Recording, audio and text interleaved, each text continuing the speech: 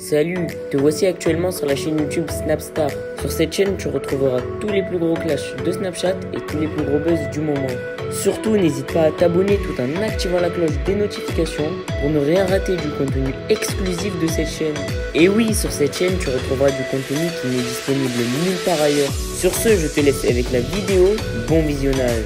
Comme vous avez pu le remarquer en regardant la miniature et le titre de cette vidéo, aujourd'hui nous allons principalement parler de Sarah Frézou et de son nouvel homme. Vous devez certainement tous la connaître. Sarah Frézou, c'est une candidate emblématique de la télé-réalité française qui s'est fait connaître grâce à son physique. Comme vous le savez, la fraise s'était mise en couple avec Ahmed, sauf qu'elle s'est séparée de lui pour trouver un nouveau petit copain. Dans cette vidéo, la jolie brune est très en colère et elle a décidé de s'en prendre violemment à son amoureux. En effet, elle est enfin sortie du silence et elle a dévoilé tout ce qu'elle avait sur le cœur. Je vous laisse sans plus tarder avec son coup de gueule et n'oubliez pas de donner votre avis dans l'espace commentaire. Je sors à peine de toute la journée. Déjà, je vois qu'il y a des gouttes qui commencent à tomber, donc il va commencer à pleuvoir. Camion poubelle qui bloque la rue. Super. Ah ouais, je vous ai dit hier, j'étais tellement énervée, mais tellement énervée. En fait, je vais vous expliquer tout simplement. Donc moi, en ce moment, je suis très fatiguée. Mais vraiment d'une fatigue juste incroyable. Comme je vous avais montré, j'avais enchaîné des prises de sang, ceci, cela, bref, médicalement parlant, vous avez vu, j'étais à l'hôpital, j'ai pas donné les causes du pourquoi, du comment j'étais à l'hôpital, et ça, je pense que ça reste personnel. Je l'expliquerai quand j'aurai envie de l'expliquer, et surtout, j'en parlerai quand j'aurai envie d'en parler, si j'en ai envie. Mais que vous dire de plus que je suis très fatiguée, je sais pas, enfin, vous voyez, je suis mou et tout, et malgré tout ça, je vous jure, j'essaye le matin de me lever, d'être de bonne humeur, j'essaye de sourire tout le temps, même si, voilà quoi, en plus avec le ramadan, on va pas se mentir. Je vous disais, avec le ramadan, le manque de cigarettes, parce que faut savoir que les gens qui sont fumeurs, il y a un manque de nicotine, donc forcément, ça vous rajoute un cran de nerf en plus, beaucoup de choses comme ça. Mais j'essaye toujours d'être d'être positif, de rigoler, et surtout avec les gens qui m'accompagnent toute une journée. Donc vraiment, moi, je suis vraiment comme ça en fait.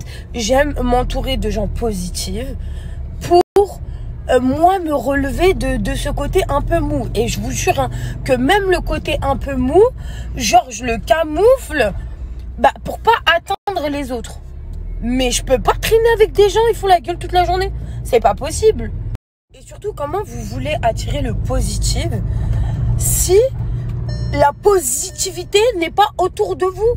Si vous avez des personnes qui font la gueule, vous savez même pas pourquoi, ils tirent la tronche toute la journée, ils sont branchés sur leur bigot, et ça me casse la tête. Donc en fait, si vous voulez, et hier en fait ça a été un ras-le-bol de tout ça. Voilà, ça a été une personne, vas-y on va parler français, ça a été une fréquentation en fait toute la journée.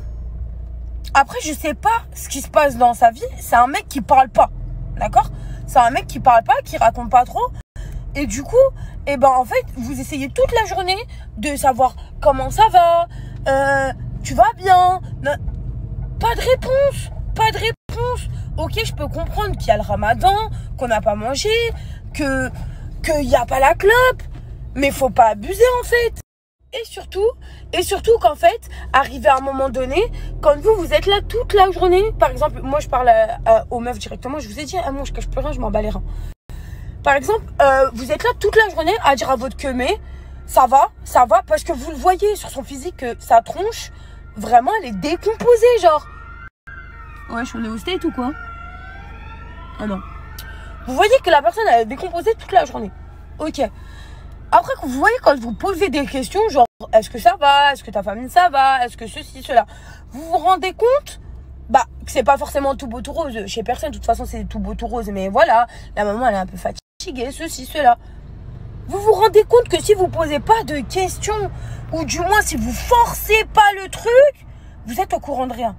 On est bien d'accord que c'est frustrant en tant que femme en fait. Je suis épuisée.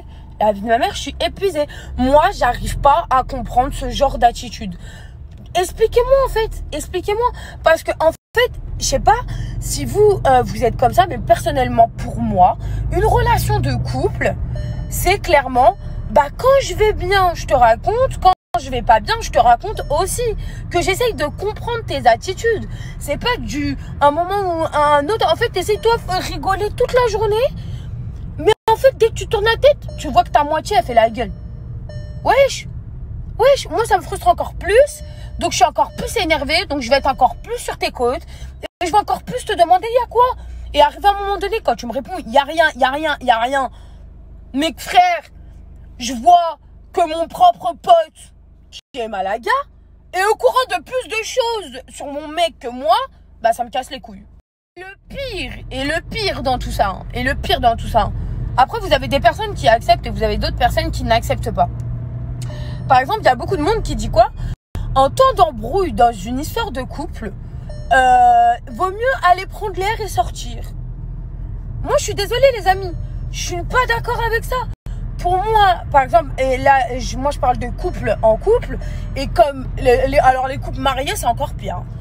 Mais tu peux pas sortir énervé de ton domicile conjugal et aller te balader comme ça. On sait tous très bien qu'autour de nous, vos copines, vos potes, ce que vous voulez, faut arrêter de mentir à soi-même. Personne n'est content quand vous êtes en couple parce que vous avez beaucoup moins de liberté. Vous avez beaucoup moins, vos amis vous accaparent beaucoup moins.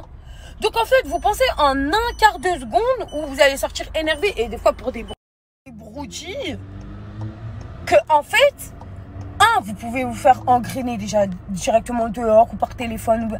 Alors là, ceux où tu es en train de parler avec eux et qui sont complètement en manque de respect, ils prennent leur téléphone, ils textent devant toi alors que tu es en train de te prendre la tête avec la personne quand tu es en couple. Je trouve ça un manque de respect de bâtard. Je sais pas, moi, quand je parle avec quelqu'un, je peux pas. En fait, la personne est en train de me parler sérieusement, prendre mon téléphone et genre faire comme si je m'en fous, en fait. C'est pas possible.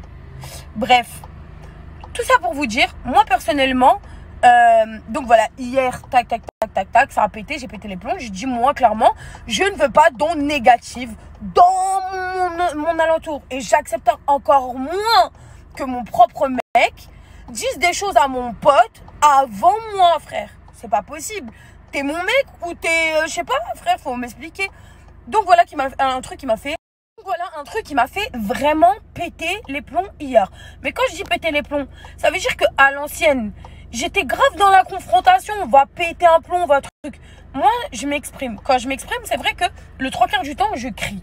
Il n'y a pas de problème parce qu'en fait, j'arrive pas à me faire comprendre et j'ai l'impression que la personne en face, elle n'essaye pas de comprendre. Donc je me dis peut-être que si je vais crier un peu, bah, elle va pas être autant débile que ça et elle va comprendre mon point de vue. En fait, j'attends juste une réponse. Ouais, c'est vrai, t'as raison. C'est vrai, t'as raison, je devrais t'expliquer. Au moins, tu comprendrais pourquoi je suis dans cette attitude-là. C'est vrai que tu le prends mal parce que j'ai dit à ton pote avant toi ce que j'allais faire, par exemple, demain. Frère, c'est quoi ce délire? Parce que la simple question, c'était genre, en fait, on doit partir dans le sud. Et je lui ai dit, bah, tu pars quand? Parce que t'es obligé, on est obligé un peu d'aller voir ta mère et tout. Ouais, je vais peut-être partir demain. Mais à quelle heure tu me mets au courant? Alors que mon propre pote, il est au courant, frère. Bref, nerf au summum. Tac, alors que j'avais déjà expliqué, on s'était déjà embrouillé auparavant. Je suis un couple normal, hein, ça veut dire qu'on s'embrouille, on s'aime, on se déchire, on se parle pas. C'est un couple normal en fait, on est des êtres humains. T'as vu les gens qui te vendent du tout beau, tout rose, hop, je suis en claque, ça y est, j'ai réussi. Oh là là, mes enfants, ils sont magnifiques, ils sont trop bien éduqués. C'est pas vrai, tous les enfants font des conneries, tous les couples ont des embrouilles, et c'est comme ça en fait. C'est comme ça, en fait. Ça s'appelle la vie. Donc bref, je vous continue la suite de l'histoire. Il faut savoir que par rapport à mes relations précédentes, je me suis grave calmée parce qu'avant, j'allais beaucoup à l'affront et je voulais des réponses tout de suite à mes questions. Hein. Et je vous jure que tu pouvais quitter la maison, que j'allais derrière toi. Et aujourd'hui, tu vas me dire clairement qu'est-ce qui s'est passé dans ton cerveau, frère. C'est logique, non? Enfin, je sais pas, vous pouvez pas vous permettre de vous embrouiller avec quelqu'un ou de ne pas parler et vous casser en fait. Enfin, voilà. Bref. Et il y en a certains, c'est encore pire parce que... bref. Mais voilà. Donc hier, tac, tac, tac, on se prend un peu la tête à la maison. Et je vois, il ouvre la porte et il se casse. Il prend sa sacoche et il se casse et tout. Juste avant l'heure de manger. Hein. Et il faut savoir qu'on devait aller manger chez mon frère. Donc imaginez-vous la frustration fois 10 000 parce que mon frère et Keredine avaient déjà tout prévu pour qu'on se pose avec eux. D'accord? Donc déjà je suis hyper frustrée parce qu'en fait tu fais pas ça juste avant l'heure du retour. Merci à toi d'avoir visionné cette vidéo et surtout n'hésite pas à liker la vidéo et à nous donner ton avis dans l'espace commentaire. Sur ce, on se retrouve dans une prochaine vidéo. Peace.